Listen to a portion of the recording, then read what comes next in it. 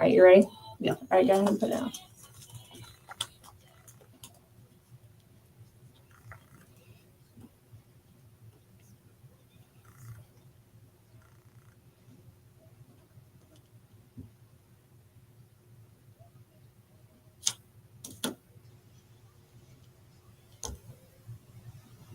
And welcome back. I am so excited for our next guest. We have Jessica Spencer here. Thank you so much for being here. Oh, thank you so much for having me. I really appreciate it. Okay, so Jessica, she's, I would say, a walking miracle. So I want to know what it's like, and I'm sure you do as well.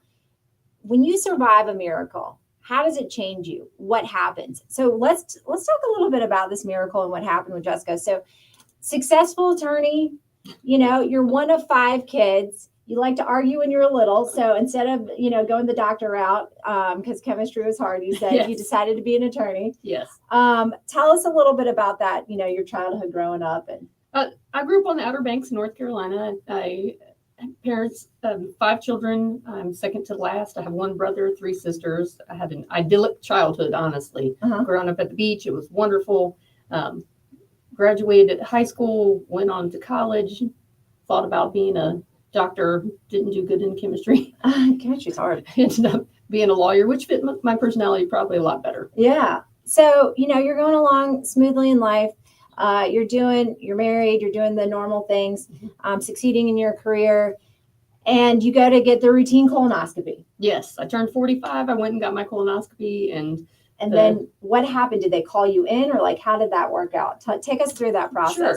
Right after I got my colonoscopy, I came and I met with the doctor immediately in the room after, you've woken back up and, and back to being cognizant. So I went back and I met with the doctor in the room, and he told me that I had some bad news, which was quite shocking because I thought I was totally fine. I felt fine. Everything was fine. And I have some friends. You live a healthy life, right? Yeah. I don't drink. I don't smoke. I've never done drugs. I'm vegetarian, healthy life. I mean, I have stress. Doing all the things that you're supposed to do. Yeah. Did everything that I was supposed to do. And there's 100 Spencers on my Spencer side of the family, and none of them have had any colon cancer.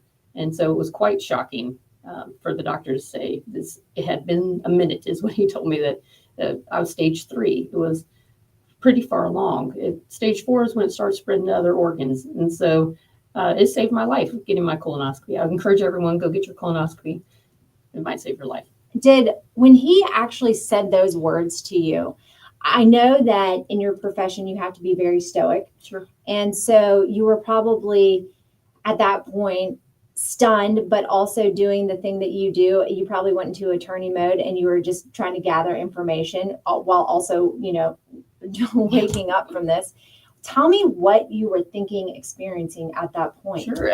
Mostly I was just stunned. I was completely in shock. But as you said, my personality and my job makes you just go work. So I was like, okay, what do we do next? What doctors do we meet with next? He set me up with Dr. Robinson with the Novant Colorectal Clinic, and they were wonderful. Mm-hmm. So, and then they set me up with an oncologist. That has been wonderful. The medical system worked very smoothly. I'm blessed to have good insurance. That's amazing. And so everything was wonderful. The cancer center has been wonderful. Everybody just working together, trying to make it as easy and as smooth and as comforting as it can be for you while you're going through it. Yeah. So you go home that day, and I mean, in my mind, what I would be thinking is, oh my gosh, I'm so young. I'm 45. I have cancer. Yeah. I mean, what was going through your mind? Honestly, disbelief for a really long time. I think the first time I really believed it is when I started actually getting the medical treatment for it. I was in denial. I was in shock for a long time. Yeah. It was just overwhelming. I thought, I'm from the beach. If I'm going to get cancer, I'm going to get skin cancer. Yes. Like, that's what I assumed, and just never even was on my radar. Yeah. What did your family say? They were devastated. Yeah. So, yeah. So did you feel like you had to be strong for them and console other people? Sure. I had to be extra strong for my family and my husband. It was very shocking to him. We'd only been married for, I think, 2 years at that point in time. So I'm not sure he signed up for all of that when we got married, but he stood by my side and took excellent care of me. He was great. But it was really difficult for him too, to to accept and Yeah. to deal with. Well, because I know for the caretaker, for spouses, it's like, that feeling of being out of control and it's really difficult. So take me down the path. I know that you're very spiritual. Take me down the path of how you approached this and what you Sure. did. Sure. The first thing I did in my family, the church we attend, we have multiple temples all around the country, and my family is very large, like I said, and so we're spread out around the country. First thing, my name got put on temple prayer list, where people just go and they pray for the people on that list, and I could feel those prayers. And then, Hold on, let me just stop you right there. When you say you could feel those prayers, what do you mean? I just felt peace and comfort and secure. I felt really secure. Yeah. And then I'm not a very private person. So, and I work in the courthouse, and the courthouse is a big gossipy kind of place. And so It really is. Yeah. So I knew I was going to be sick, and I knew I was going to be out. So I just put an announcement out on social media that I had this, encouraging other people to go get their colonoscopies as well. And other churches started praying for me. Other individuals, my office, I was so blessed by my office and the people stepping up, covering for me, taking care of me. The defense bar, it was wonderful as well, which you might be surprised because I'm a prosecutor, and the defense attorneys, we're all great friends, and they were super supportive. I could feel everyone's well wishes and prayers and support. It was wonderful. Was there someone who stepped up that you didn't anticipate really stepping up? I would say everyone who stepped up was shocking to me. I didn't know that I was so loved. Yeah. And that was so overwhelming, the fact of all the support and all the love. I was very blessed that one of my colleagues had colon cancer. Oh. And so I called her my little cancer guru. And so she answered all of my questions for me. It was very much a blessing to me that any questions I had, she could tell me what she had been through. And everybody's experience is different. Yeah. But she could tell me what she had been through and what to expect and what the next steps were going to be. And so that was a true blessing.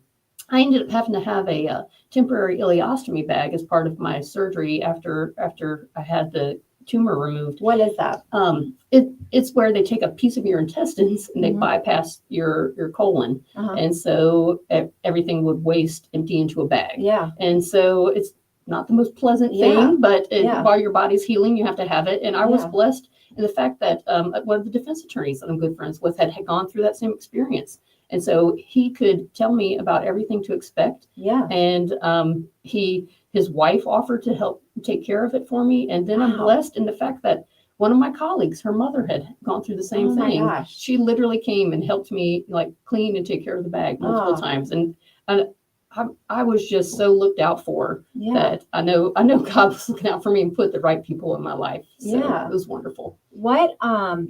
Tell me how this changed you and how you look at the world and how you have started to live differently. Sure. I try not to put things off anymore. And so when somebody says, hey, let's get together, I pull out my phone and I'm like, okay, let's schedule it. Let's do it now. Let's not say we're going to get together because. I'll call you. Yes, exactly. Yeah. And I've always said, I'm not going to let this turn my hair gray. And I really embrace that even more now because some things in life are truly stressful, and some things in life you can just let go and not hold on to as much anymore. And I think I do that more now that I focus on the things that are more important in life. Well, my hair will never turn gray because I'll just keep dyeing it blonde. Just kidding. This is real blonde. Just kidding. No, anyway, so my question for you is what you say, like you just let things go. And I think for some people it's easier said than done. Sure. What advice would you have to give to the people who have that daily, stress and anxiety over little stuff? What would you say to them? Sure. I would say just remember some things in life are truly important. And don't sweat the small stuff. There's a book about that. It's a wonderful book. Yeah. Read Don't Sweat the Small Stuff. But it will cause you so much less stress when you realize, you know what, I'm going to be 5 minutes late, but it's not the end of the world. Yeah. I'm like, my house is not going to be clean when my friend comes over, but they still love me. It's not the end of the world. So things like that. And you just have to take a focused moment to step back and be like, you know what, I'm not going to concentrate on that. Yeah, that's so true. What would you say is been different in your marriage since this has happened? I think my marriage were maybe more loving, more caring towards each other. We recognize, the time that we have together is special. Yeah. When you're newly married and you've got married when you were, 41, Yeah. and then you're set in your ways, and Yeah. now you try to be a little more understanding and Yeah. loving for somebody coming into your life, somebody who's taking care of you. And when you couldn't take care of yourself, it means a lot. Yeah. So tell me a little bit about what you would say is something that if someone, wants to take something away from this, most importantly, what's the resounding message you would give? I would say that you're strong and you can do it.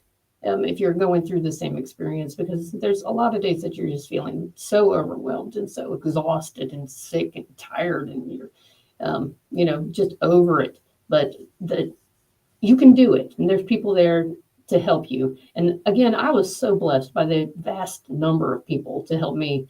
But there's organizations, if you don't have that, and reach out. They want to help you, so take advantage of them. That's what I would say. And would you say that God had a purpose for you in this? I think so. I think he wanted me to experience this, to maybe slow down, to help others. I'm hoping that I can do that. Yeah, that's incredible. Well, I know that there's someone out there listening to this message that you have certainly inspired, and you definitely have helped others by sharing your story. And we're really grateful and appreciative that you came on and were brave enough to share this and had the courage to do so, because I know it's an emotional thing that you went through. Yeah. It's physically demanding, it's emotionally demanding. And so I love your message that you are strong enough. You are strong enough. And it's okay to accept help, and people around you want to help. Yes. Yep. And I loved how you talked about how you feel the prayers, and you I just do. felt that. That's incredible. All right. Well, thank you, Jessica, so much for Thanks coming having on. me. I Thank really appreciate it. All right. Stay tuned. You are listening to the Jill Berlin Show. Hope my nose wasn't running too much in there. Oh, you're awesome. Oh, thanks for having me. Thank you so much. Yeah. I love your story. Yeah. Well, I mean, I know it was a God thing. I know it was. I know I was blessed. Yeah. So, I could have talked to you for the rest of the show. well, enjoy the rest of the show. So that'll be on Facebook. So Okay. yeah, you can Okay. share it, whatever. Okay. And then it's also on podcast and YouTube, and yeah. Great. Yeah. Okay. All right. Awesome. Thanks. Thank you so All right, much for coming sure. in. Sure. Bye. Hey, Christian. I'm gonna end this.